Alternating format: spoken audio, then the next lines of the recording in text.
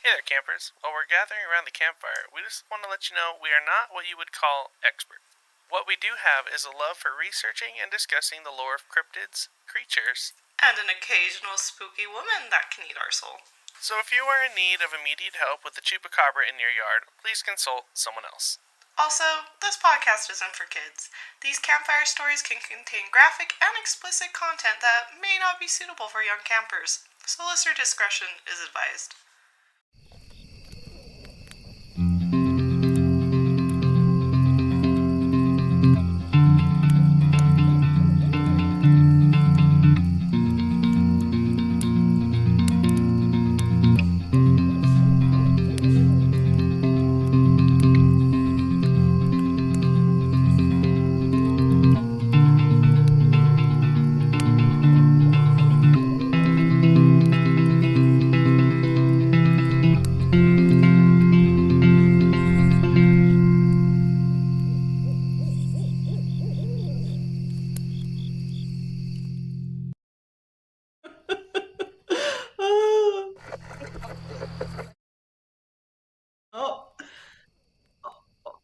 Oh, you're on the wrong side. I'll give you a second.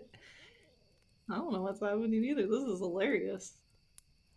Everyone close your eyes, just for a moment. Oh. We got distracted, you guys. Hey, campers. My name is Kimmy, and I'm here with my co-host, Ryan.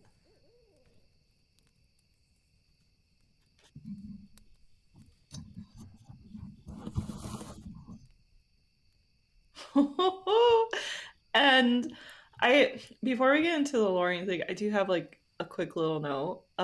Just like a personal thing between you and I feel like there are some weeks where it's been so long since we've talked, and in those weeks, you send me the funniest stuff. And the times I look at my phone, I'm like, what kind of photo shoot did Ryan do this time? Or what chaotic meme or what queen died it tends to be.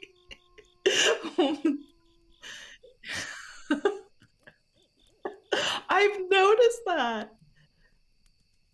Yeah, well, but if we are like communicating on projects a lot that week, it's like, oh no, nothing really. But it's like the moment we go dead, it's like shit hits the fan. Like there was something with Kanye in the news. I didn't even have the heart to read it because I knew I was. Oh Lord, I can't even. Well, I'm muted, so let's just start over. Well, that was just muted on YouTube. It's fine. Hello, everybody. For everyone who couldn't hear me that whole time, hey. I have time to edit this video before we post it. Good. So we're good. Just line up audio. Yeah. Anyway, hey Ryan, do you wanna say what you found Aloreing? Yeah. So you kind of already mentioned it, but I did I don't know the right word for it, but like sexy ghost photo shoot with my friends this last weekend, and it was so fun. It wasn't like a serious like sexy ghost shoot. Sexy leg. Yeah, so it was like literally we just like cut a sheet in half and threw it over top of them, and then had like, what's the word? Fishnet? Is that? Yeah, fishnet. Fishnets. And it was hilarious. I posted one in our Discord, and then I was like, I'm gonna wait until I talk about it in the episode so that there's some context of what people are looking at. I thought I was going crazy because I was like, I swear to God, I saw this on Discord like 20 minutes ago. I posted them and then I deleted them because I was like, the world wasn't quite ready for it. But it was a lot of fun. I hadn't done like just a fun photo shoot in a while, so it was a good time. Went out into the mountains. It was so great. Here's the question, because like I know you personally, and I know like how you are with photography, and I personally feel like you're really chill. Yeah. Like you don't have creepy energy when you ask people for photos, and I feel you always have these really beautiful girls that are like, yeah, you can take my picture. Yeah. So like, did you have to convince them, or was like this their idea? It was not my idea. I was asked, like, do you want to go do a photo shoot in 10 minutes? And I was like, yeah, because I went with my other friend who's a photographer as well. So It was their idea. I just went along for the ride, and it was a great time. I love that so much. Listen, if you guys ever need a photographer that's just going to be chill and get something magical, just Ryan. Goofy photos. I love them so much. They're so great. But yeah, check our Discord. They'll be posted whenever this episode's live. It's a good meme. But yeah, what did you find Aloreing this week? Ooh, well, I went to, I'm going to say the name wrong, and I'm giving them a shout out because I was super impressed. Kuwahara Pumpkin Patch in good old Draper. Nice. The thing you're seeing all like the Utah moms post right now, because it's like the one cool place in Utah to go and I saw the pictures. I was with my friend. It was late at night, and me and her were figuring out like the group plans, like with her boyfriend, my boyfriend, and if we're grabbing our friends in it and stuff. And we saw a video of it, and the video was during the day, and it was a stage performance, and it wasn't the best little clip. And I out loud was like, I bet it's spookier at night. And she roasted my ass for like an hour. She's like, Kimberly, there were pumpkins dancing with a princess. It is not, it's not gonna get better. So I was like, well, let's just give it. I was like, we don't have to do it. And she's like, no, now we have to do it. So I can look at you at one point and go, it's spookier at night. And then we got there and it was so cool. Like nice. She was like, oh, it is actually a little spookier at night. I was like, Exactly. Everything's spookier once the sun sets. But it was so cool because, like, I feel the problem with pumpkin patches or Halloween things is they're either super, super scary, like Nightmare on 13th, right? Yeah. And where it's like you kind of don't get a break. Yeah. Or it's like super kiddie, like, no problems with that, but it's like there's nothing to do as like from like 12 years and older kind of thing. Yeah. But here was like the perfect balance. There was like a really cool pumpkin patch, and they had like all these different signs they hand painted. And then I talked to like one of the owner's kids for a while, and she was just such a gem. Nice. And then what else was there? They had like haunted houses and like it was hella cool. And they had like, we called it a baby rave because they had like rave music, and it was all these like little kids in Halloween costumes. The chocolate milk just like shaking. Oh, it was so cute. And all the girls in the group were water signs, so we were all like, oh, look at their little legs. Look at them dance. But oh my god, it was so crazy. They like, I don't like haunted houses because I don't like gore, and I think I talked about in the last episode, but there was one moment that was like, I got so anxious because we were in the house, and they have like different paths they'll send you down in like the haunted house. Great job, because there wasn't gore. Like, it actually scared me. They had us go in this tunnel, so we were on our hands and knees, and then we had to like army crawl at one point, and I got so fucking stressed out. I like turned to my side, and right there, because they know you're going to stop for a second, they have like a glass mirror, and there's a clown in a creepy room, and he like came up to the window, and I was I like flipped in that little spot and slid down the rest of the way so quick. Goodness. I looked back at my friend, and she was there like, God, take me now. And we all felt anxiety, and we had a kid in our group. He was way taller than me. I want to say like 6'4". He's so tall. Yeah. One of like Edgar's good homies. And he was like, I'm not going in there. And they're like, yeah, you are. I was like, I don't know how Mark can even fit in there, you know? Yeah. I was like, that was wild. I got stuck. Man, well, like, we were like, how are people going to fit through there? And they're like, oh, they had different paths. They just sent us down that one. Like, why did they send us down? They're like, these people feel like tunnel people. Oh, I was so anxious. And then the other part that scared me, like, they did great. Everything was great, so detailed, so immaculate. Is we're all in line, we're getting out, and it's like through this kind of corn maze looking thing. And I'm towards the front of the group because I've been freaking the fuck out because my anxiety is so high. And I look back because I hear a chainsaw. And the dude in the mask makes eye contact with me, lifts the chainsaw up, and goes, "Da-da-da-da-da-da." I ran so fast. I like let go of my boyfriend. I was like, peace. Bye. I was like, Yeah. And he's so poker face in haunted houses where we get out of there. They're like, wow, you got out of there fast. I was like, listen, I love you, but if you can't move, I can't save you. In a survival situation, if you're in the back, you're done. So, yeah. They made eye contact with me. It was the meanest thing ever. I felt it. It was like over the other 4 people in our group. I was like, no. One of them was like, wow, I've never seen Kimmy run that fast. I was like, I was so scared. But it was great. So just Halloween-y activities is my long explanation for an Aloreing thing this week. It's the best time of the year. I'm doing one on Saturday, so I'm sure that'll be my Aloreing thing next episode. Speaking of making eye contact with horrible creatures, let's jump into the show. Thank you, campfire sounds.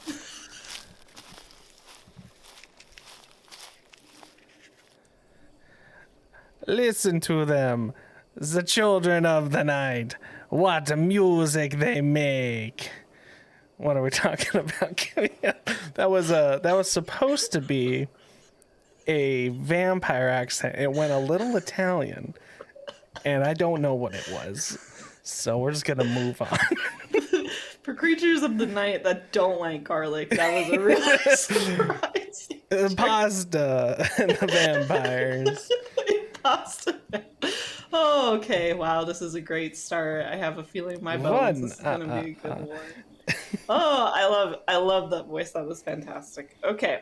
So whether you're in Transylvania or England, be cautious of any charming man with a hooked nose you meet in the evening. If you are a beautiful woman or just plain unlucky, you may run into a shape-shifting, blood-sucking creature of the night. This iconic folklore character has charmed many and has left an impression on Gothic horror to this very day. And if you are here watching on our YouTube, you'll see our beautiful bottle illustration I made, inspired by this week's folklore.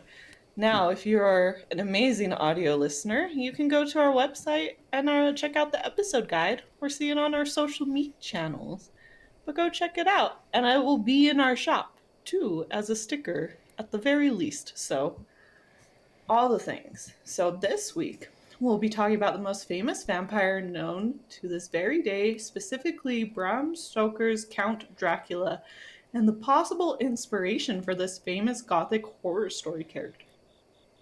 The Legend of Dracula was published in London during 1897, but folktales of corpse-like creatures that inspired this have been around for centuries.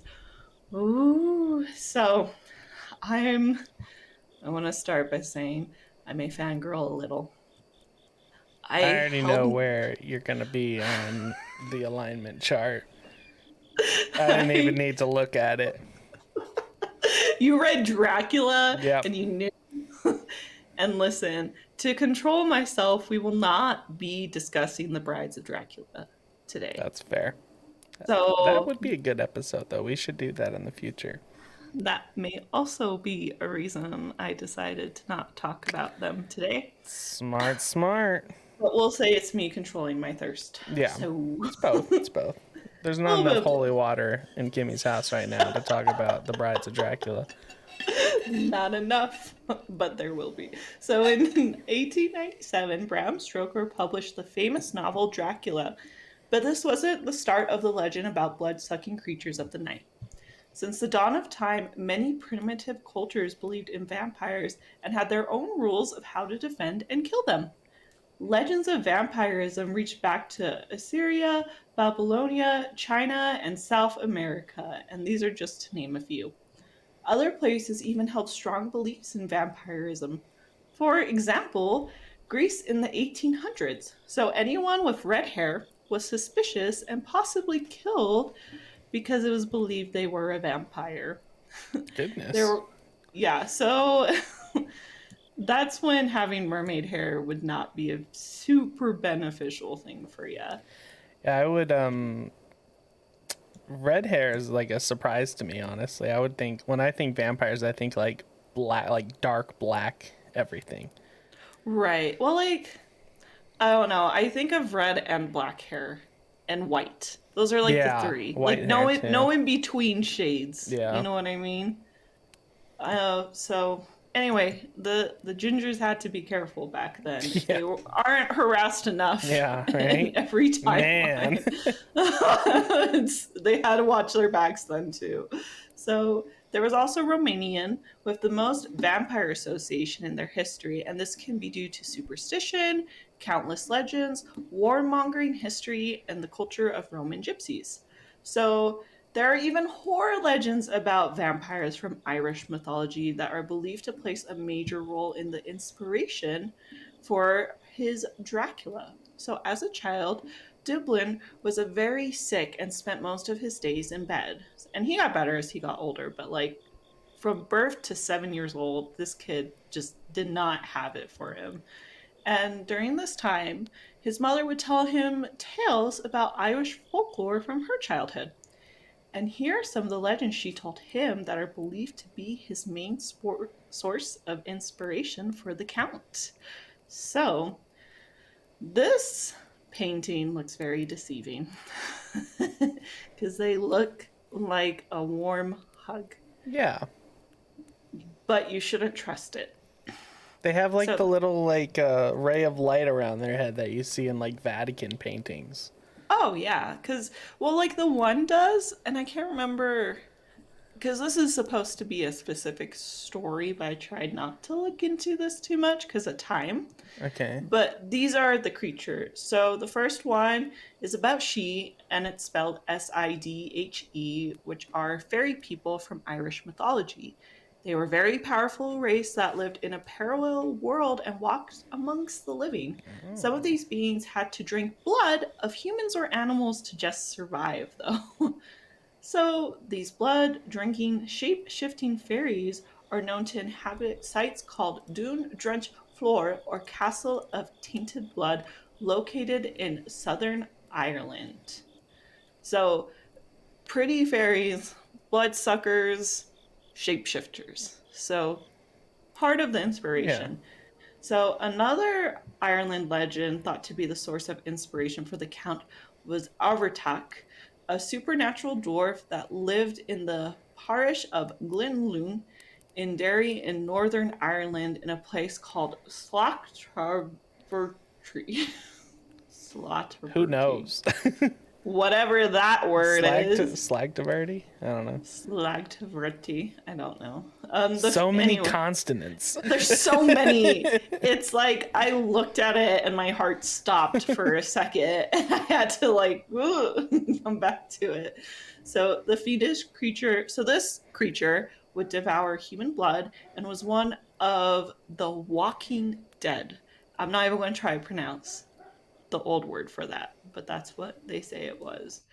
And Ryan's going to have a little legend about this fun guy in a moment. So with all these legends of blood-sucking corpses and fairies, inspiration for Dracula seems deeply connected to the lore of vampires that have been around for centuries. It also suggested the name of Dracula comes from the Irish word, which is spelt crazy, but is pronounced Dracula. So you're just, it's like, it's spelled like Dracula. Yeah, there you go. And so this translates to bad blood between relatives. But this isn't the only inspiration for the good old Count. It's believed there are historic figures that affected him as well. Now, I don't know if I've told you about him. Do you know about Vlad Dracula the second? I do, because this is Vlad the Impaler, right? Yeah. I do know quite a bit about Vlad the Impaler. So if you're looking at this image, you might find similarities from What We Do in the Shadows, one character. And I really love that. That was a nice touch on their end. So the first, most famous one, which was Vlad Dracula II, and I don't know if it's the second or third because I wrote both instances in my notes and I have confused myself. I have hurt myself in confusion. So, one of them. And he was a 15th century Romanian prince who lived from 1431 to 1473. He was known as both an honorable and vicious hero. Vlad had much honor in his homeland and defended it from savage acts of violence. He was also known as Vlad Tempest, or as his friends would like to call him, Vlad the Impaler. That is because he would impale his enemies alive on a tall wooden stake and leave them to display at the border of scared enemies would run away. So. Yeah. So the sentence defended his homeland, a bit of a stretch. This guy was a psycho, like straight warmongerer, like cross him, you dead. Well, look at the painting. That's not an eyes of a saint. No. That man makes Nandor the Relentless look like just a guy, you know. Nandor's a Labrador. Yeah, is the thing. He had his violent kick, and he's like just like a puppy now. Yeah. But yeah, like Ryan was saying, this dude was vicious. It's rumored he killed between 40,000 and 100,000 people in horrific fashion. And on top of this, he would also torture anyone to death that dared trespass on his land. And again, trespass, bit of a stretch. People just lived there, and he was like, "This is my land now," and he just murdered them. So, if he didn't make the red flags with blood, he was just a giant red flag. A giant walking red flag. It's the eyes. Yeah. It's the dead eyes. So, it's so funny because I feel like you summarize it so much better than I did in my notes, and it took me so long to write this. And you're like, "Nah, dude was just psycho." And yeah, I'm like, that's pretty much it. So I'll finish it up. But he wasn't someone people would want to cross. It was even rumored that he'd feast on the bodies of the dead and drink the blood of his victims from a sacred bowl. So some say it was a tactic to frighten enemies. Others say there was something much darker to Vlad. So everything comes to an end. And in 1479, Vlad was killed in battle. He was, ironically, decapitated, and his severed head was put on display in the Turkish capital of Istanbul. His body was rumored to be buried at the monastery of Snagov. Romania considered him a national hero, but the evil acts he did commit came at a price. And since he was excommunicated from the church for these acts, his headless body is doomed to wander the world as an undead corpse. Ooh. I believe it. So, boy was psycho. Yeah. I feel like that's, wow. That's the one I grew up thinking was Dracula. Yes. So this is like the main one. Yeah. Ooh, as I drop everything. Oh, that's going to scare me later. Where'd it go? Okay, sorry, I don't want to scare myself. For audio listeners, Kimmy just yeeted something off her desk. It was my mermaid hairbrush. Look how cute. Oh, nice. Okay. It would just scare me because it blends into my carpet. It's the same exact color palette. All right, so the next one. So that was the main one. This one, some people think he got inspiration from. A lot more people argue not, but I feel like it's important to bring up. Elizabeth Bathory. And you remember her from our Bloody Mary episode. Good old Mary. Causing earthquakes and rocking my world. Okay, I'm so glad you brought that up because I do want to point out, and I put things in gray in the notes if I want to bring it up, only if it like comes up in conversation. I need everyone to know our doppelganger episode, I feel, was way scarier than our Bloody Mary one. I don't know if it's just me, Ryan, but like I've had so many people tell me they're scared to listen to our Bloody Mary episode. Really? How interesting.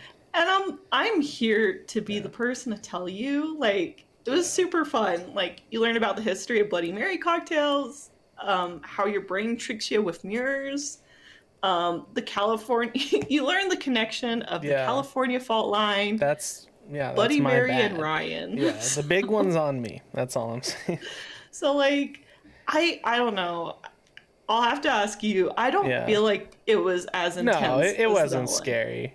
I feel mean, like also, Siren Head no one was reached out worse, to me too. because, Cryptid Gang is fearless. But, Cryptid Gang is fearless. Kiss my ass. That's fucking ridiculous. The amount of cryptid sightings I've read where someone has shit or pissed their pants, and the amount of folklore stories of people that have thrown themselves into danger. Keep telling yourself that. I need more teen folklore representation, you guys. You guys gotta help me. Don't worry about it, people. So, anyway, if you want to learn about Elizabeth, go check out our Bloody Mary episode. If you are scared of sightings, you can skip the sightings, but I really don't. I feel like we've had much worse episodes, so I'm here to tell you. It really wasn't. Okay. It was surprisingly tame. I don't like paranormal, so like we danced around it as much as we could. But for all of you that haven't listened and do just want a little recap, she was an evil countess that would use the blood of virgins to restore her youth by bathing in it or consuming it. So this whole idea of blood and youth kind of stems from here as well. So now that we know a little bit of the history, I want to tell you some of the different names Dracula goes by. Do you want to popcorn it? I feel like that's how we gotta do it. Yeah, you can go first. Okay. The Count. Vlad the Impaler. Orkdog, which means the devil. The Count. Oh, I read that twice, my bad. De Vele.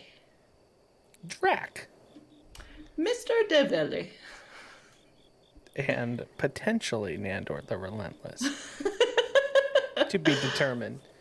Yeah, I say it just because I love that character so that really much. It's, I mean, spoilers, that isn't my modern take, but man, I wish we're gonna talk about what we do in the show. We'll get back to it. Yeah. So now we know all the different names, all his little history, and I'm going to pass it off to Ryan to tell you some stories about this creature of the night. Blah. Wait, is that the right one? Oh, yes. Not that one. The one that looks like a nightmare. Yeah. Okay. I thought my slides got messed up. Okay. So the first one, I'm going to be talking about the Avertag.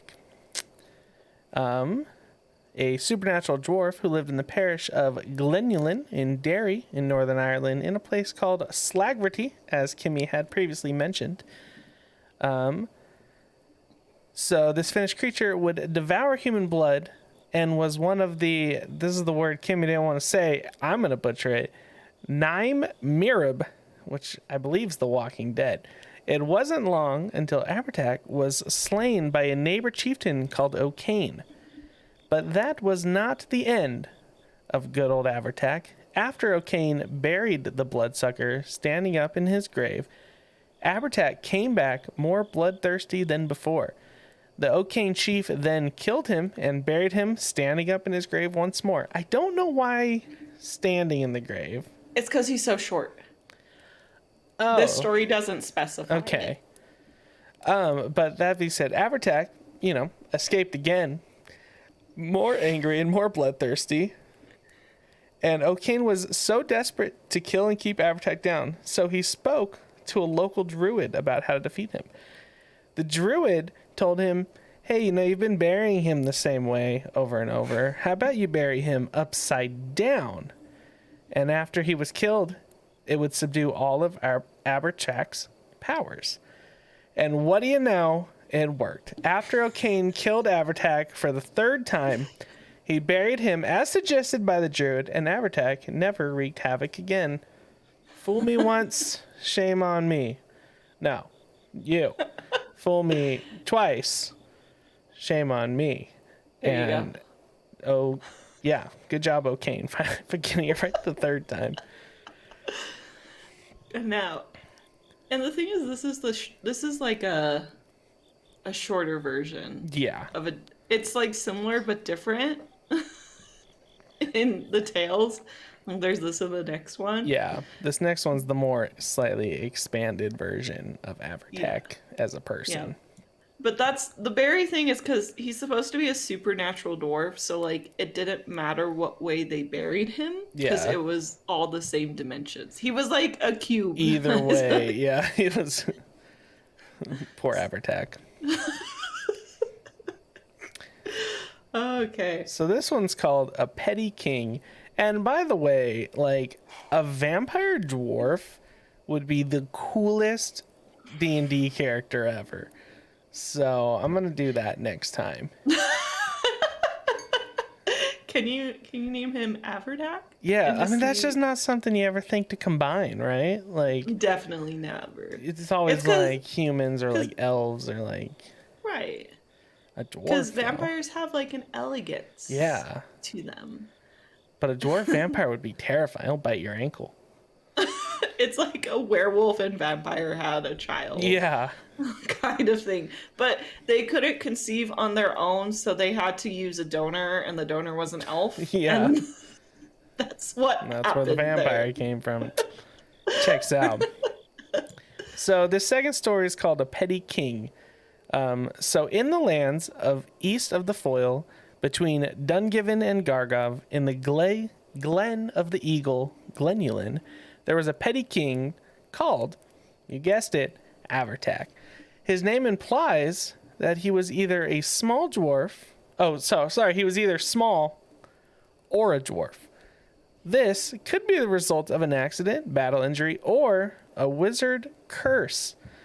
He was known as a manly, brave, and strong ruler, but he was also an evil man. Hated and feared by his own clan and the neighboring clans. Avertak was also a jealous man and constantly suspected that his wife was having an affair. One day, he let his double get the best of him, and he climbed out the window of his castle. I said double.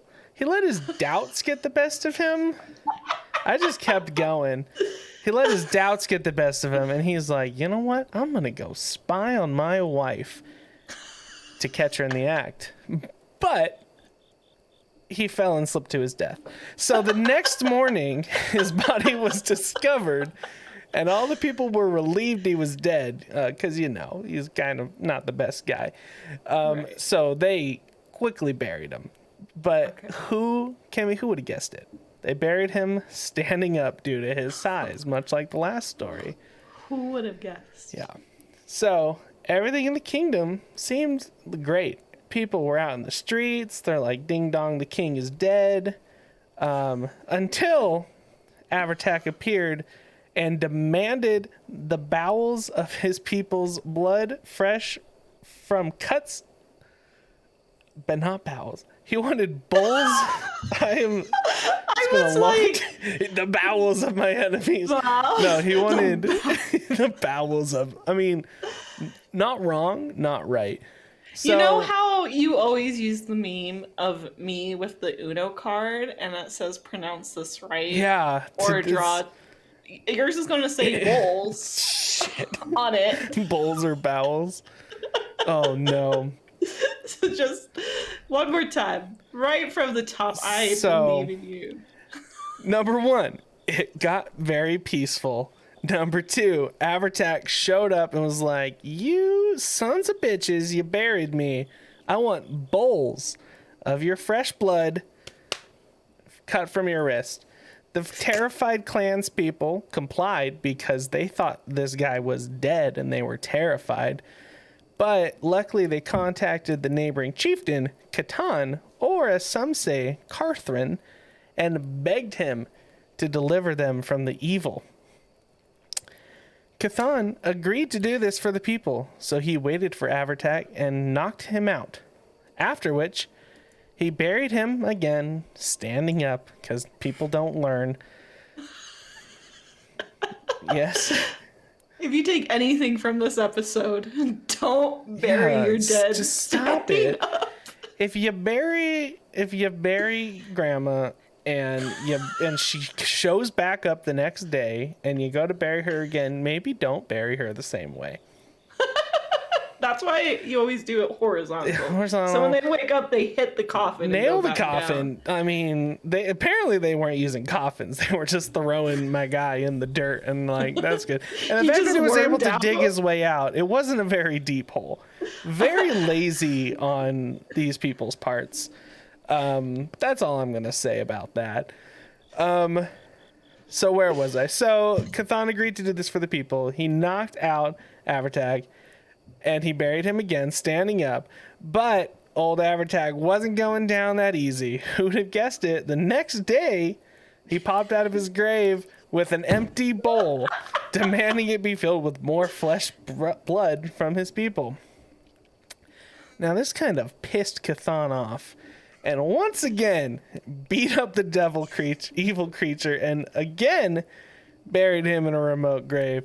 And again, he burst into the castle and demanded his bowl of blood. In total bewilderment, Chthon could only turn to the locals. This time it's a saint, Aegon, for help. So Aegon listened to the sorry tale and deliberated and prayed about the situation. His advice to Chthon was that Avertag was already dead. He could not be killed again. And the only way to stop him was to pierce his heart with a sword made of a yew tree. But put him in the ground upside down and cover him with an ash branch and thorn. Thanks, Catholics. When this was done, place a heavy stone slab over his grave, which could never be raised. Otherwise, Avertag would once again... So if you don't put the stone, he comes back. So what was the point of all the other steps? I'm so glad you brought that up, because I was just thinking, I was like, is the other steps just like the Catholics trying to sneak their way in there? The thorn burying him upside down, ash on his face, not actually going to do anything, but maybe just in case. Ooh, maybe it's the priest way, not the priest, the saint's way of like making commission. Like he sells these items. Yeah. Specifically. He's like, oh man, the yew tree market's been really bad this year. I really need to get rid of this and buy this branch from me. Sharpen it up. I love the idea that, you know, like the cloaks the priest have. I like to think it's Velcro for him, and he opens it. Want some yews? Pre-sharpened. Get your yews. It's like, oh, and then you need a stone slab. Can I get that from you? No, you gotta get that yourself. Don't forget the ash. It's God's way, you know. So if the heavy stone slab was on the grave, it would never raise again, and he would never come looking for his bloody breakfast. Chthon followed the saint's advice and duly impaled and interred the deadly dwarf as instructed. The town lived in peace from the wretched ruler and left the grave undisturbed in fear he may arise again. Some believe Avertag still lies beneath his stone slab, and they warn anyone who visits to be cautious, and locals are still very wary of the site. Fair enough. Yeah, because all that's holding him back is a piece of rock and some upsell items. Yeah, if you go, what is a yew tree? Is that just like a... It's spelled Y-E-E. Yew. I thought I just heard a yeet. Yew. It's a tree with a little berry on it. Oh, how cute. Doesn't look like much of a stabbing tree, but you know. It looks like those big trees you'll see in a fantasy movie or novel when they like enter the other realm. Yeah, that's what it kind of looks like. A little bit, yeah. But it's your standard fantasy tree. Yeah. Yeah. Basic tree. Yeah. All right. For my third and final story, we're going to be talking about good old-fashioned Dracula. So this story is way too long for a podcast episode, because, you know, it's a whole book, as you can see. So Kimmy made it a little shorter for everyone. So, thank you, Britannica.com, for book summaries. Shout out. Because the summary I wrote for this years ago was like 4 pages, and they're like, here's like a page, and I was like, you beautiful bastards, thank you so much. Thank you. Because I was like, it was hard because I was trying to find Dracula specific folklore because there's so many vampire legends, and everything was just chapters and chapters and chapters, and I'm like, I'm not doing this to Ryan, I'm not doing this to our listeners, I'm not doing this to myself. Yeah, that'd be a whole episode. But anyway, so it'd be like 5. This book by Dracula comprises of journal entries, letters, telegrams, all written by the main character. So it begins with Jonathan Harker, a young English lawyer, as he travels to Transylvania. Harker plans to meet... Yes? Oh no, I'm just doing something. Oh, okay. I thought you were saying hold. No, I was getting into it. Yeah. I was doing the motions.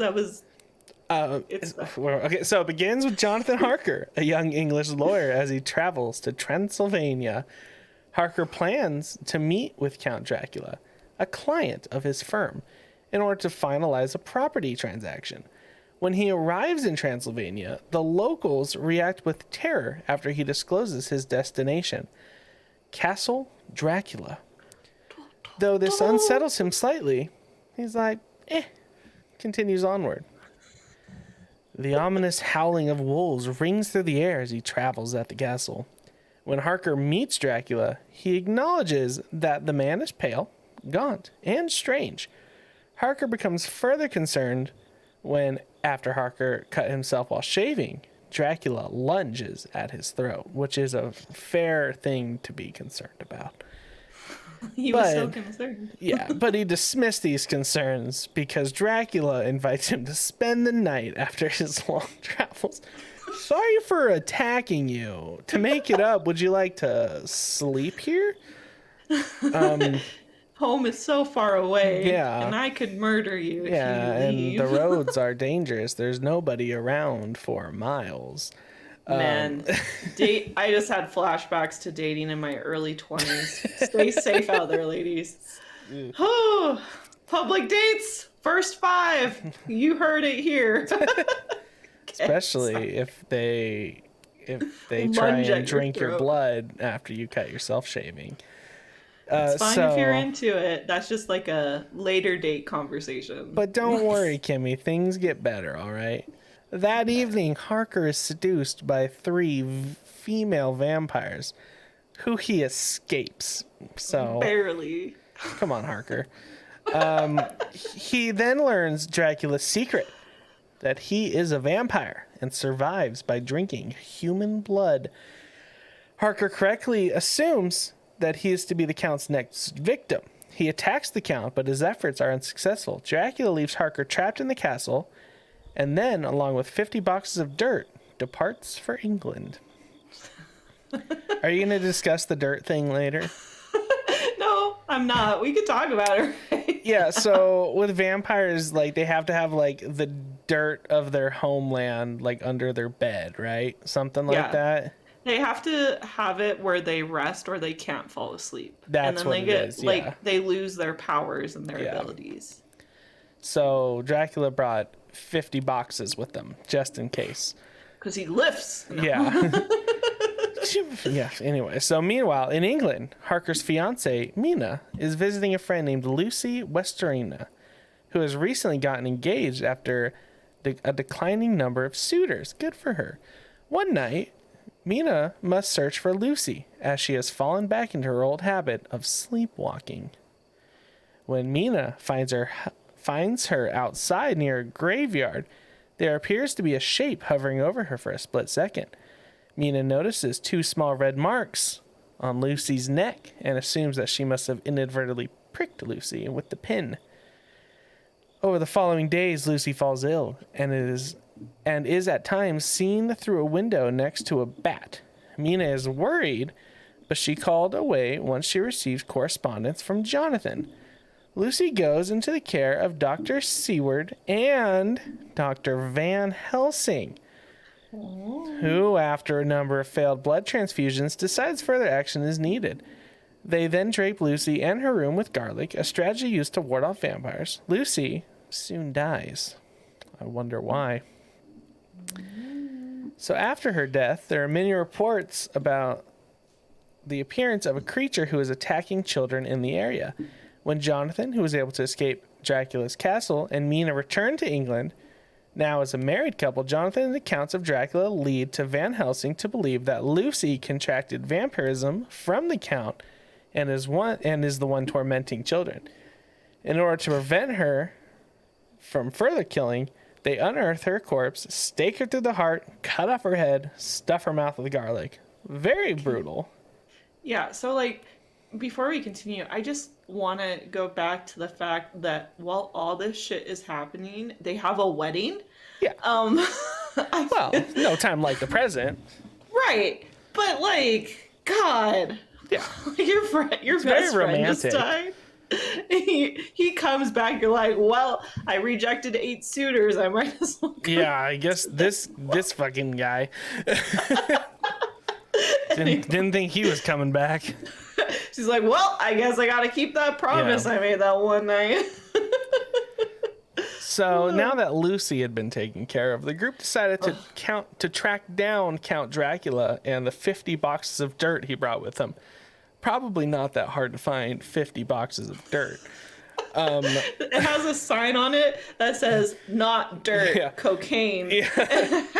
Totally not Transylvanian dirt.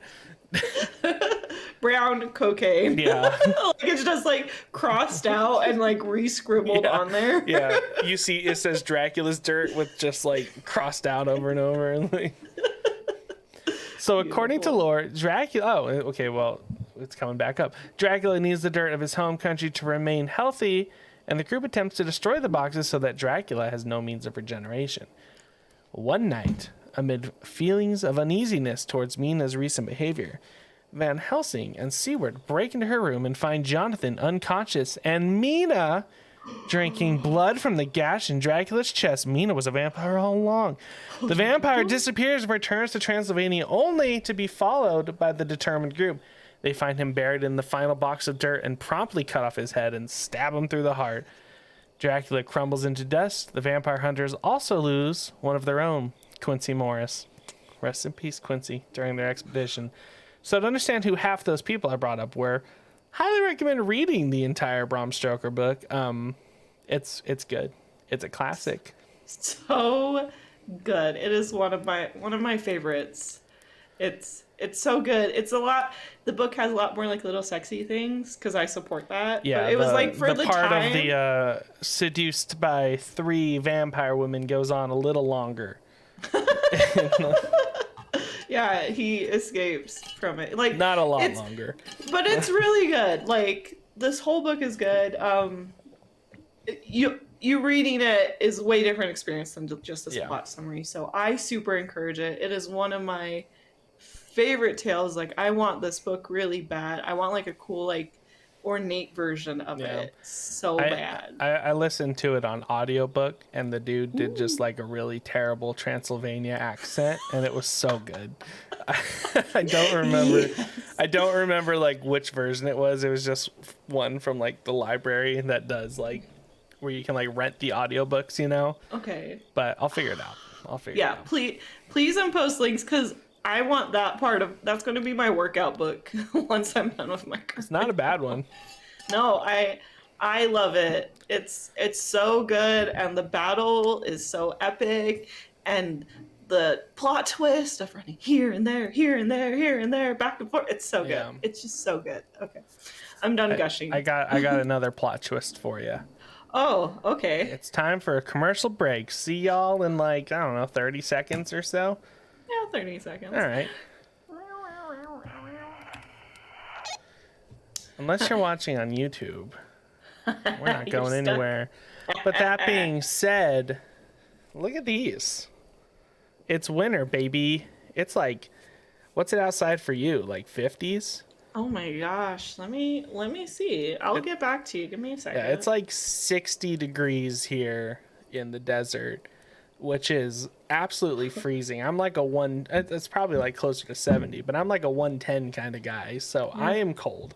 It's 58 right now. 58, I would be dying. So that being said, if you live somewhere cold, we added some hoodies. Look at this Krampus one.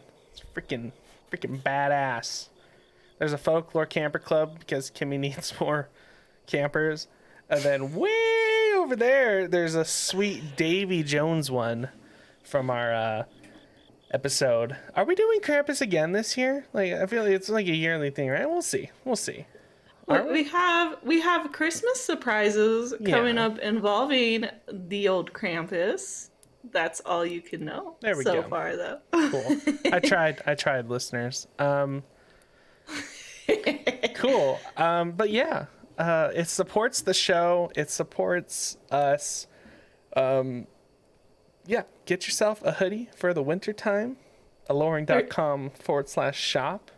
Look how many are double-sided. Yeah. Front and back. Front and back. And inside. And inside. Yeah. It's technically triple designed. Bam, bam, bam.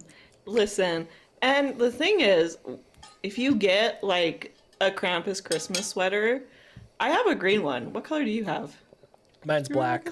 He has black. Listen, if you get a color, like, you're part of the Krampus Ugly Sweater Gang, which is us. Yeah. Which is cool. When everyone else is wearing a ugly, like, not like Rudolph fun ugly, but just like an actually ugly Christmas sweater, and you show up wearing Von Krampus, you're gonna be the cool cousin or uncle or aunt or parent, whatever you are. You're gonna be the cool one. Yeah. But yeah, check out aloreing.com/shop. All right, let's get back to the show. Get your water. I'm gonna get my water.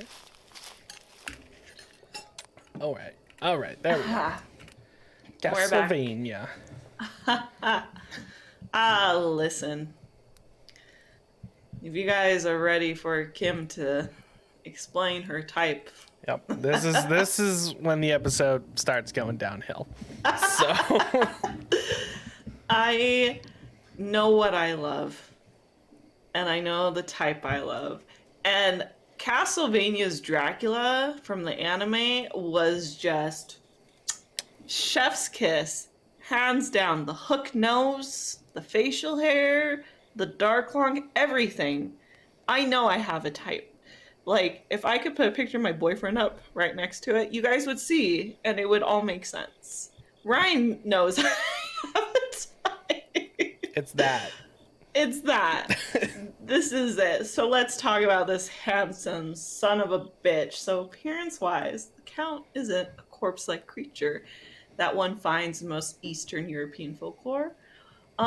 This one would surprise you because he's very similar to the vampires in Twilight because of just how charming he is. But he does not sparkle. He does not sparkle. He does in my eye, Ryan. Yeah, that's different. He does in my eye. So sparkles in the moonlight.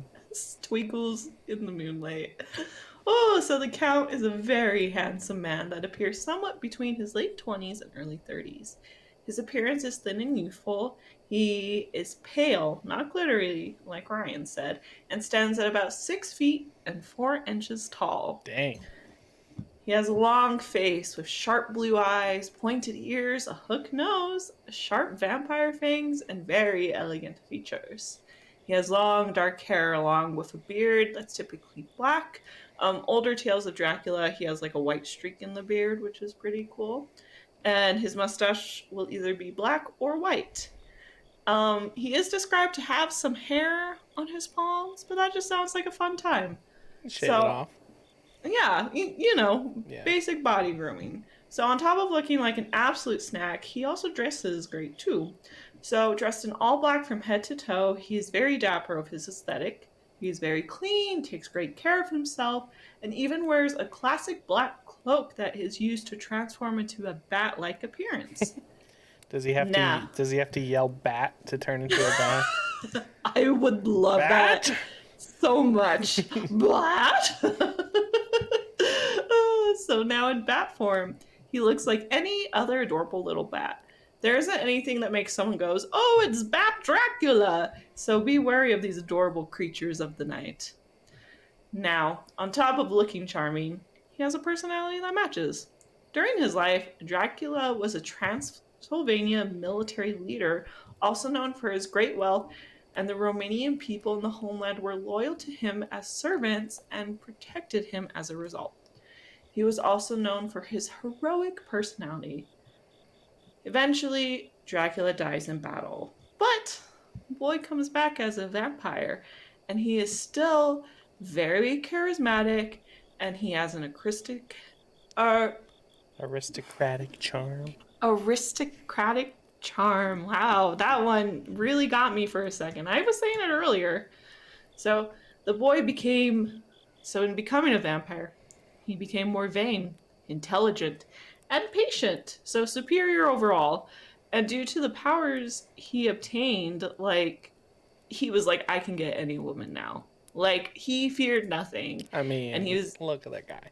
Look at him. Even with this blood eye image. Come on. Dashing. Come on. 11 out of 10. Come on. Yeah. He's a 10, but he sucks the blood of his victims. So he's a 15. That turn's not going to be relevant when we finish this episode. Rye's just here God, Kimberly, stop. I hate that so much. I feel personally attacked. Kimmy off with a bat.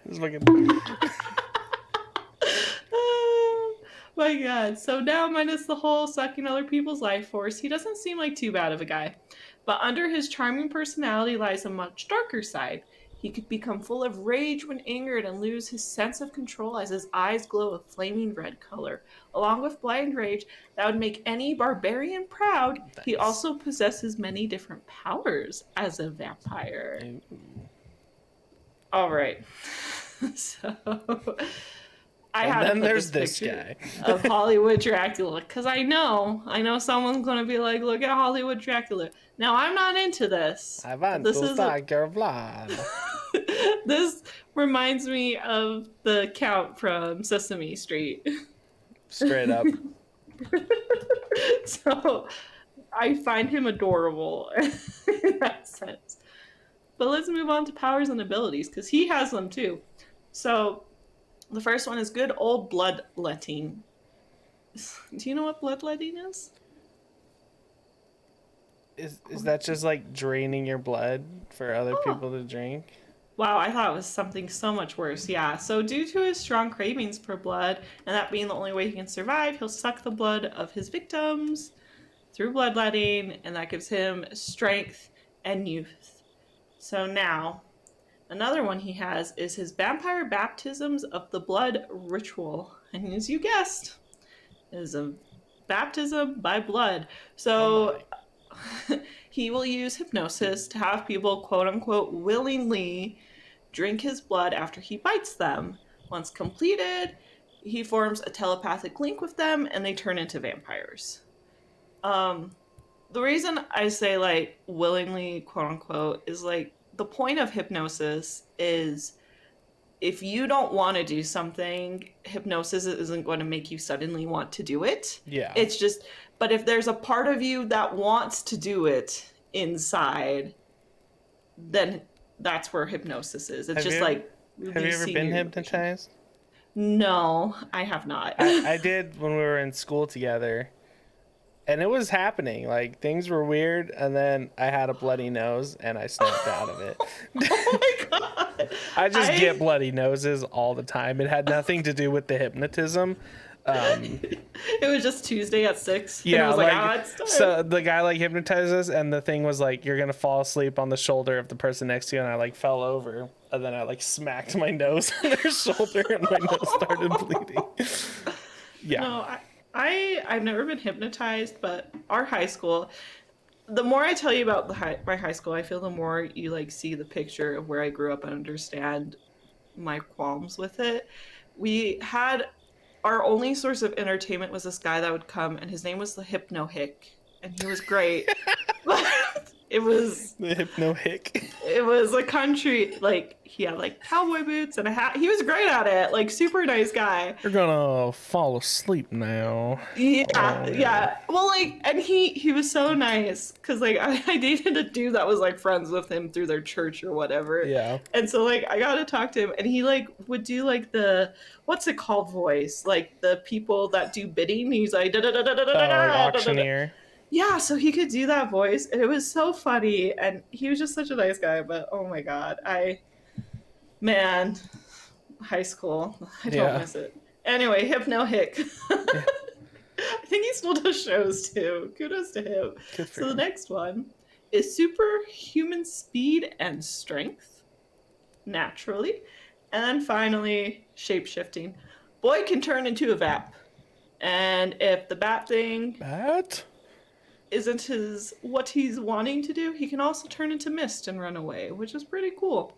So you got the two different powers. Now, with all these crazy powerful abilities, you may be like, ah, fuck, he's gonna get me. But don't worry, if you find yourself having a one-on-one with this creature non-consensually, I got some things you can do to take him down. So the first is a classic, have a religious symbol on hand, crucifix, holy water, Bible.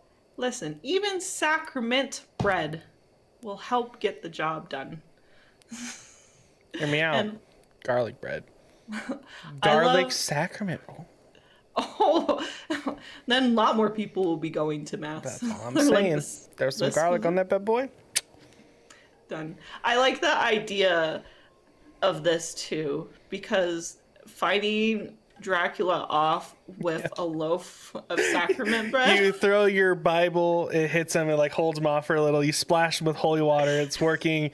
You're just running away. You're like, all I have left is my lunch. And you just throw a loaf of bread at him. You bless the bread and then chuck it out. It's a nun running away from him. Yeah. I wouldn't have this line. Oh, goodness. Ooh, and then, I apologize to our Catholic listeners. I'm sorry, I'm a Catholic. I'm not a good Catholic, you guys. And there's garlic. And then some good old sunshine. So contradictory. There we go. Contradictory to popular belief. Sun doesn't actually kill vampires. It just makes them incredibly weak. And sparkle. And sparkle. In my eyes. Yeah. Always. And the next is to stab him during death sleep. So death sleep is when a vampire is blood drunk and prone during the day. So that's when they sleep with their like eyes wide open, but they're unaware of anyone's presence and can't move. So simply place a branch of wild roses on the coffin.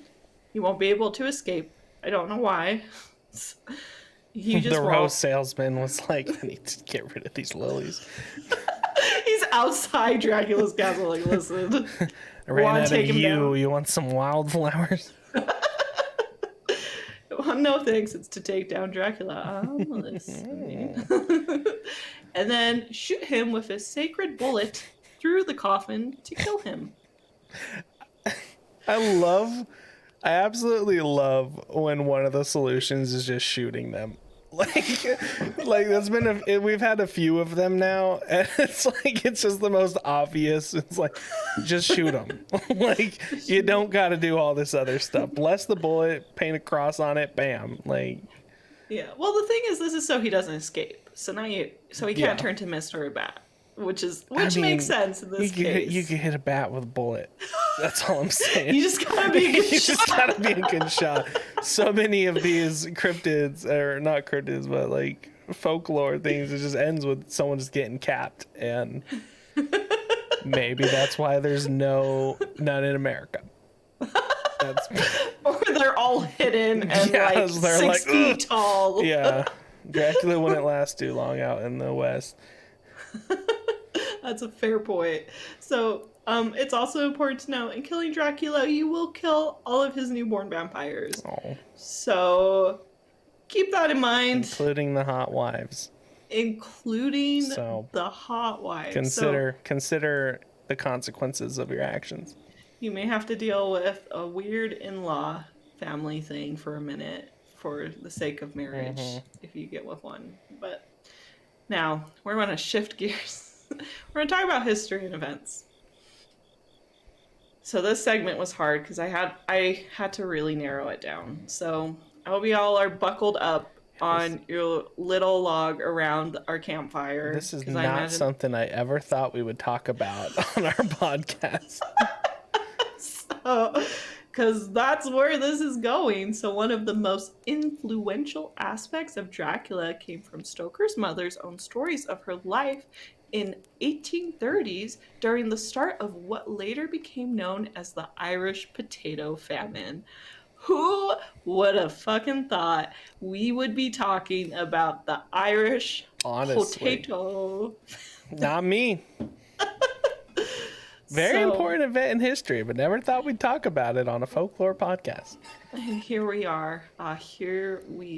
So this was also known as the Great Hunger, and it began in 1845 when a mold known as Phytophthora infestans caused a destructive plant disease that spread throughout Ireland. The infestation ruined up to 1/2 of the potato crops that year and about 3/4 of the crops over the next 7 years, taking away their main food source and leading to starvation. The potato famine resulted in a hit of cholera, which caused a blight that rotted in the few potatoes that they were able to salvage. So during this cholera outbreak, I said it perfect the first time. Yeah. There was ghastly scenes of massive graves, corpses in the streets, and victims being buried alive. People were dying so quickly that the carpenters couldn't even meet the needs and demands to build coffins. It was just awful. And during this time of famine, there were many accounts of people becoming so desperate they resorted to cannibalism. People would even go as far as sucking blood from the dead or nearly dead bodies. Just the worst scene. And Charlotte Matilda Blake Thornley lived her teens in Sligo during the start of this outbreak in the 1830s. And she lived to tell the tale years later to her son, Bram Stoker, who would use the gruesome encounters as another source of inspiration in his vampire tale. So, absolute tragic thing. The mom told him stories about it, and he wrote it in his gothic horror novel. So I thought that was crazy interesting. And again, potato famine folklore podcast. Who would have thought? So now we're going to shift gears from one of the tales that helped inspire Dracula, to some vampire facts around Europe at the time. So now, with rumors of blood-sucking corpses coming out of their graves during the Victorian era, many locals feared cemeteries and wanted a way to keep the corpses from escaping and wreaking havoc. Around this time, a Scottish innovation called mort safes were built into cemeteries throughout the UK. Though many believe these were meant to keep the undead in, it is actually a means of keeping the living out. So during the early 1800s, Edinburgh was a major hub for anatomical study, and due to the antiquated laws, it was extremely difficult for researchers to get medical cadavers. Now you may see where this is going. Mm-hmm. And if we have learned anything, if there is a product the market wants, capitalism will find a way. This need for cadavers led to a thriving illegal trade known as body snatching, and these people were referred to as resurrection men, which was a big part of grave robbing at the time. So, grave robbing was such a huge problem, Ryan. Like, it was like snatching, like candy snatching. Goodness. You know, it was so... Everyone's out there getting their graves robbed? Everyone's out there getting their graves robbed. Everyone's just pulling bodies out. Like they're at a thrift sale, and they're just getting what they can. It was awful. It's messed up. So, to combat this, these heavy iron cages were built to be placed over the graves. Some of them even being more intricate than like the pictures were showing, where they looked like literal iron houses on the graves with locks attached to them. Like, they were like, you were not getting into this. And at the time, it was also believed that the dead should remain undisturbed. So if someone couldn't afford the grave, they'd go as far as piling a grave with stone slabs to leave the burial sites undisturbed from grave robbers. So it wasn't until 60 years later that the Autonomy Act of 1828 provided for the licensing of teachers to autonomy and set standards for the legal donation of bodies. Oh, what did you say? Anatomy. Oh my God, you guys. Start that one over. Yeah, let's try that again. I'm so sorry. I'm getting passionate about it. I'm slurring my letters. Mm-hmm. Okay. It wasn't until 6 years later when the autonomy. Anatomy. 6 years like later the when science. the anatomy.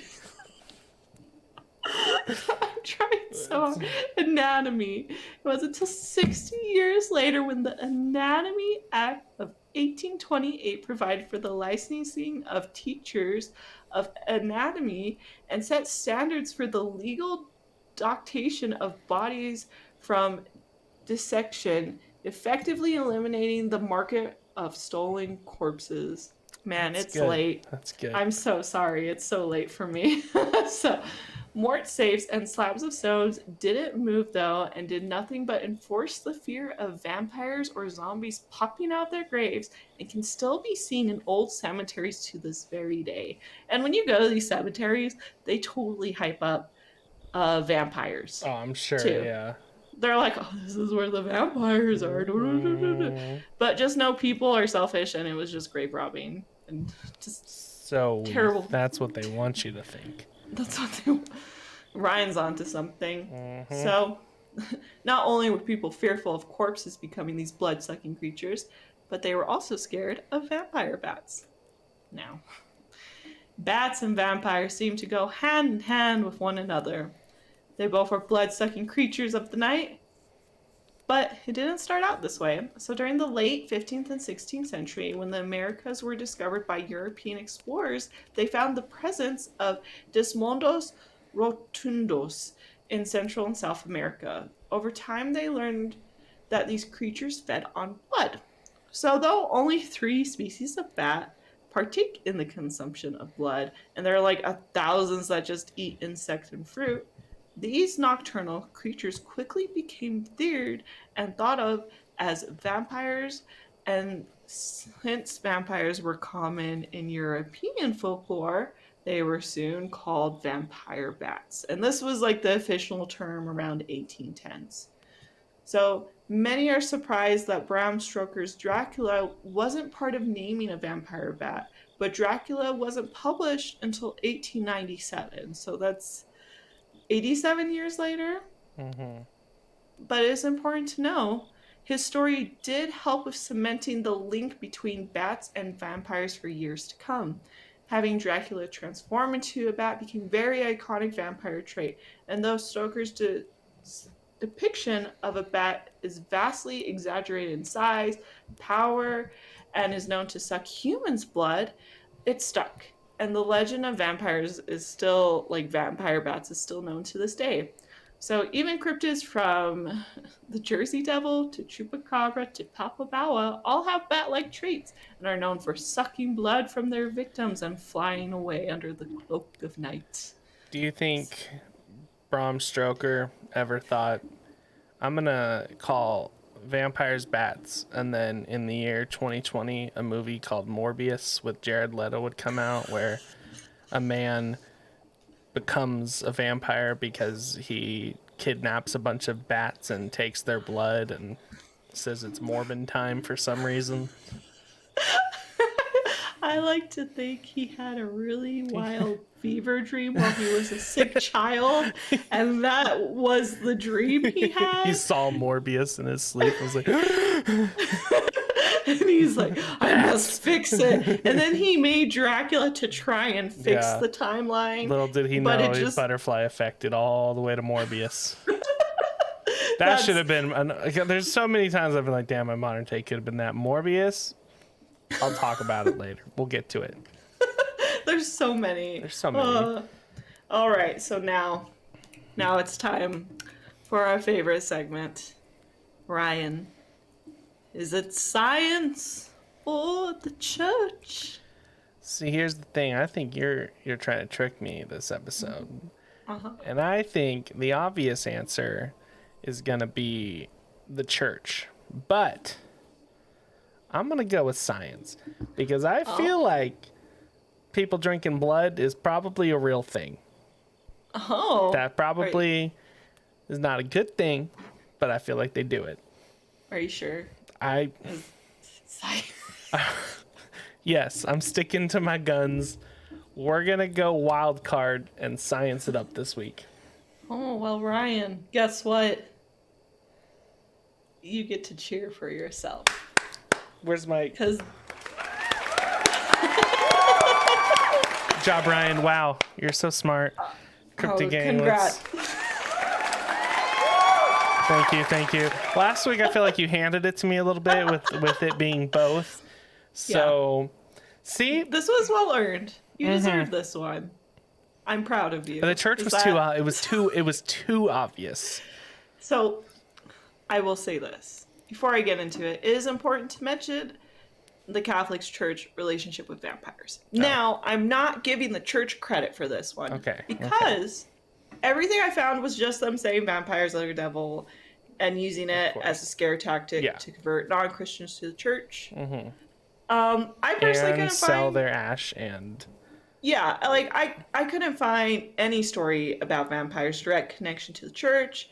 All I found was using holy symbols to scare them and eradicate the devil. So they don't get the point. Lame. The church only gets the point, like, if there's a story with it or there's something more than them just being like, it's the devil, because everything's the devil.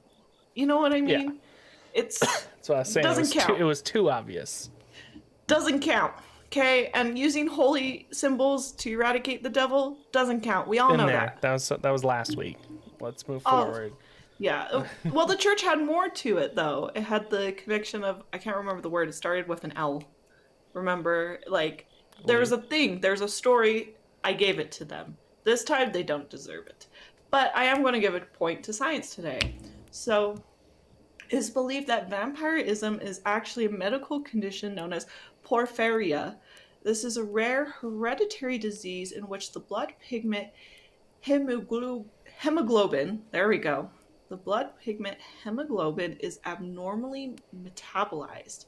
This results in the patients with the developing of pale skin and extreme sensitivity to sunlight, receding gums, which makes their teeth appear larger, and severe anemia. So we're checking a lot of these boxes. And before the magic of modern medicine, doctors of the past would have their patients with anemia drink the blood of animals to help cure the disease. Since it's a condition when the blood doesn't have enough healthy red blood cells, this was thought to be the best way to approach it at the time. I think this is the most believable scientific thing we have stumbled upon in all of our episodes. Makes sense. Because this makes the most sense to me. It doesn't explain the vast amount of vampires there was, and that's the easy way to dismiss it.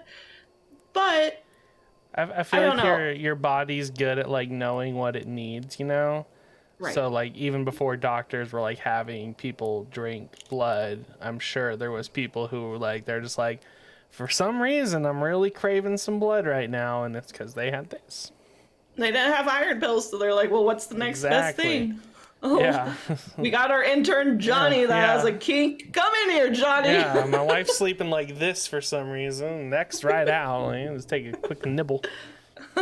Till death do we part, right? And death doesn't have to be that long of a journey. No.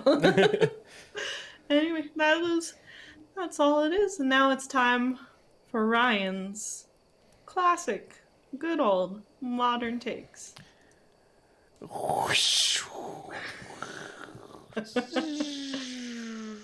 We have an animation now. Ooh. All right. We're going to talk about vampires versus werewolves.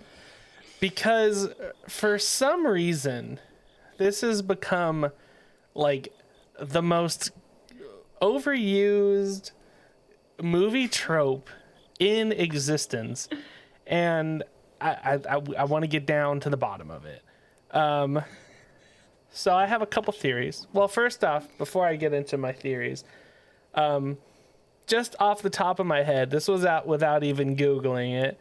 There's what we do in the shadows. They're fighting vampires and werewolves. I mean, it's more of like a joke, but there's Twilight, which Team Edward, Team Jacob pictured here. Van Helsing, at one point, they're fighting. Underworld, the entire show is just lichens and vampires fighting each other. And I was like, why? And so I have two theories. And then the person who actually does research on this show, I'm going to ask for her theories. So my theory number one is just pure coincidence at them coming around at roughly the same time, like late 1800s, and then the 1900s there was just a bunch of stories of them, so it seemed like a very natural like enemy. And then also in like a lot of the vampire stuff, there's always like wolves and stuff. Second one is it's like a Beauty and the Beast type of situation, because vampires are supposed to be these like beautiful charismatic creatures, and werewolves are not that, depending on what you like. So I wanted to ask Kimmy why she thinks there is so much overlap, since she's the one who actually does the research. Okay, I didn't look at your notes before because I was like, I'm gonna just go with the conversation. I have two. I have a logical and a sexy theory. Okay, I like it. We're gonna start logical. I think the main thing with them fighting each other is they have the same food source. That's fair, because they eat people. They eat people. They hunt at night. Okay. And they eat people. And they will disguise themselves amongst those people, kind of thing. Gotcha. And then trick them later and eat them. So that makes it like, you're stepping on my turf. You're killing my people. I need to eat. Conflict. Makes sense to me. Because, like, the vampires aren't going to be like, I'll suck their blood and then you will devour them. And the dogs aren't going to be like, bark, bark, bark, bark, bark, bark, bark. Naturally. So it makes sense. That makes sense to me. Now, the sexy reasoning. Yeah. This is where Kimmy reads her fanfic. I am pulling up Wattpad as we speak. No. I think what it is, especially for the time, vampires and werewolves shows the two different types of men. Okay? Right now, in our current timeline, we're way more open with, like, the different constructs of, like, what makes gender and what makes men and it being more fluid. That's okay. I understand it. Going back in time, there's, like, two ideas of men that were very pushed out through the media, right? There was the strong, big, burly men that would, like, sexy eat you kind of energy, right? And then there was the elegant, well put together, beautiful man that would take you to dance and show you the moonlight and make you fall in love romantically. And then eat you, right? So it's just the foreplay you're into at that point. So that's what I believe it is that it's There's just a euphemism in there somewhere. It's in there. You'll figure it out. Just keep going. Yeah. Just keep going. Just start spelling the alphabet. No. So anyway, that's what I feel like it is. I feel it was like what kind of guy are you into? Do you want a guy that's like a beast, big, hairy man, like barbarian, or do you want a beautiful, elegant elf? Like, that's what I feel is the big like verses for the two of them, which makes sense to me. Yeah, no, like, that makes a lot of sense. I mean, my theory was very similar. You're just a lot more detailed, so that makes a lot of sense. I just was like, I have to explain, because listen, I like both. You know the video of the girl where they're like, let's have tacos, let's have soft tacos, and she's like, why not both? Yeah, she gets it, because that's what the situation is. Like, you know what, not yucking anyone's yum, because I am on both sides of the spectrum. They are volleyballing me back and forth, and I'm okay with that. Yeah. Because listen, there is pros and cons in both of them, and that's fine. I feel like when I see Dracula from Castlevania, I'm 1000% team vampire. But then I write my comic, and then I see werewolf stuff. I don't like Jacob from Twilight. We talked about it. Yeah. It's the whole we're a Team thing. Edward. We're a Team Edward podcast. Yeah, 1000%, and that's okay, because Jacob was cute, but there was some other stuff. I think we determined we're a Team Alice podcast. Yes, last we episode. are Team Alice. Yeah, Alice all the way. Like, Edward just kind of. Edward and Bella can be problematic. Yeah, they can do their thing. Have Alice, though, we stand. Chef's kiss to Alice. Should we call this episode Team Alice? Team Alice, really throw people off. No one's gonna know what the episode's about. Everyone's like, what is happening? So anyway, I hope that helps clarify. I really believe it's just like the two sides of what they thought a man could be, like this style or this style, and they both have the same food source. So it just makes for a lot of great tension, a lot of opposites kind of get at each other. I love it. I love it so much. It's so great. Yeah. I have loved doing these for our spooky Halloween month. Yeah. So much. I really like that. Those both make a lot of sense. Yeah. We're almost at our hour and a half, but I also, while still on Modern Takes, if you have not already and you really like vampires, go watch What We Do in the Shadows.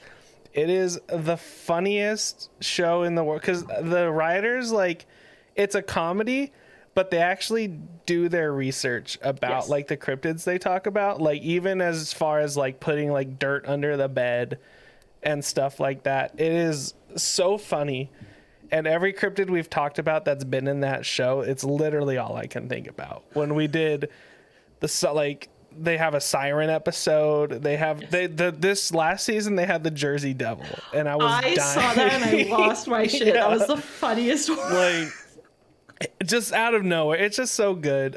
Go watch it. I know I talk about it all the time, and I'm gonna keep talking about it until everyone comments I've watched it. It's so good. Ryan posts like little clips of it in our Discord, and I love it so much. Yeah, the vampire werewolf fight is just so funny. They just for no reason hate each other. Like, yeah, it's so good. And Nandor the Relentless is Dracula. Like, he's just a parody of Dracula. But yeah, so we don't have any announcements this week, right? No, we don't. You know where to support us. Yeah. If not, you know our website, you know our links. Yeah. Check it out, write a review. We have some cool giveaway stuff coming up, so stay on our social medias. But that's really it. And when this episode is going to come out like right before Halloween, so happy Halloween, everybody. Happy Halloween. Best time of the year. Enjoy it. Stay safe out there. I hope everybody parties hard, but safely, and don't get eaten by a vampire. Don't trust. Unless you want to get eaten by a vampire. That was the most awkward. Anyway, wink, wink. I'm gonna go to that Aloreing alignment chart now, and we're back to being on very opposite ends of the spectrum. Do you want to explain lawful good, Kimmy, for a guy who kidnaps people and forces them to be his brides and drinks their blood and kills people and animals and. First of all, hypnotism is consensual. Cool. Hypnotism. No, that's a stretch. That's a stretch, but okay. Because there is a part of you that desires it. Second, boy's gotta eat, and he could be sloppy like a werewolf. I feel like it's pretty clean cut, and I feel like there are options given to you, and I feel like I would have most definitely been one of his brides. So I think the dude's just doing what he can. He isn't like destroying towns. But he was. But he's not anymore, Ryan. That was part of the whole thing. Ryan. He's Vlad the Impaler. Ryan. People can change. And I feel you're getting really hung up on the fact that he murdered like 60,000 people like a millennial ago. It was more than that. More than that. Listen. Do you want the number again? It was 100. It was 100,000. We all make mistakes. I was a mess in high school. Okay, I have to know that some things change. Who hasn't killed 40,000 to 100,000 people? That's what I'm saying. Come on. Listen, I stick. I feel he's lawful good. He only eats what he needs. Okay. He doesn't go outside of them. Now I have another question for you. Oh God. What if we're talking about Avertak, the dwarf vampire? We're not talking about. Are we still? We're talking about Daddy Dracula. I think that's very clear.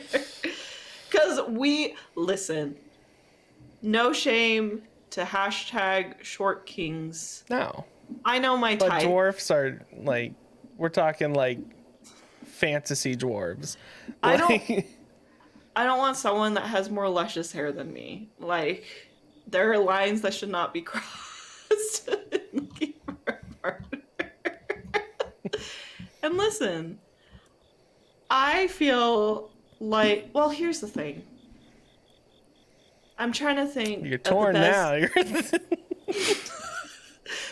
This episode was about Daddy Dracula, okay? So I'm sticking with it. Now, if you're going to bring up him, he reminds me of that really narcissistic guy from 90 Day Fiance, the one with no neck. It's the same energy with the jealousy wife. And you know it's true. What's his name? Big Ed, right? Oh my God. Is it Big worst. Ed? The worst. Yeah. I don't know. I just know, like, every time I see how he talks to someone, and I was like, It's Big Ed, yeah. Oh my God. So, honestly, though, like,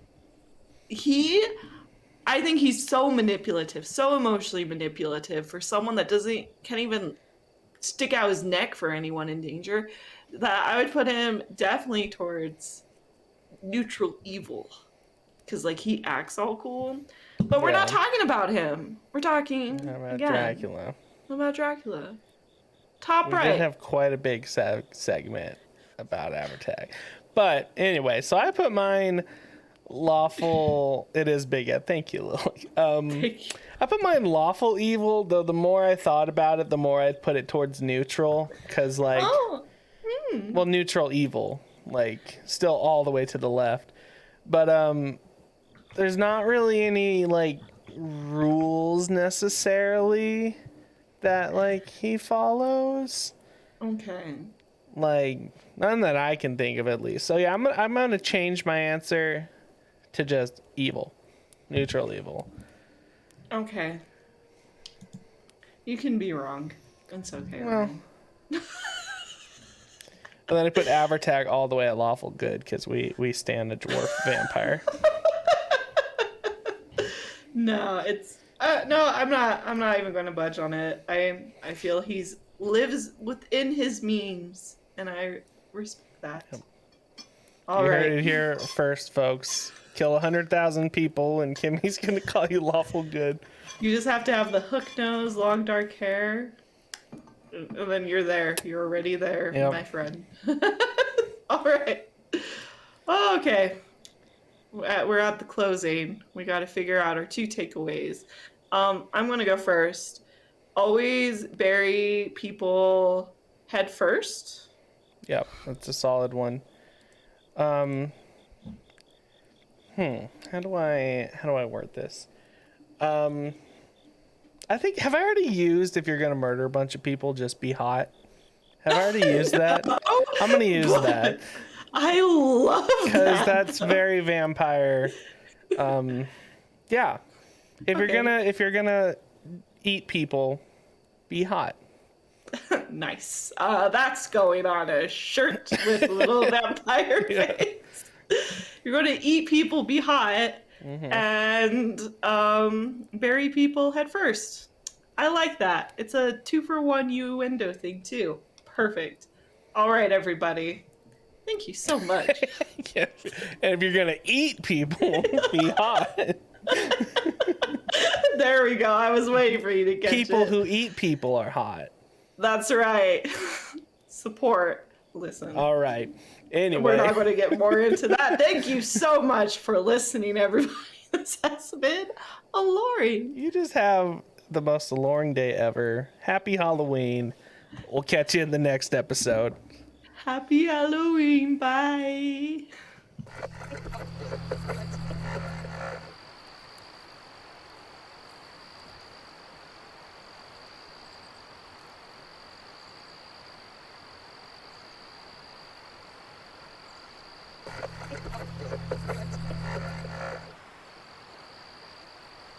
Hey there, campers. While we're gathering around the campfire, we just want to let you know we are not what you would call experts.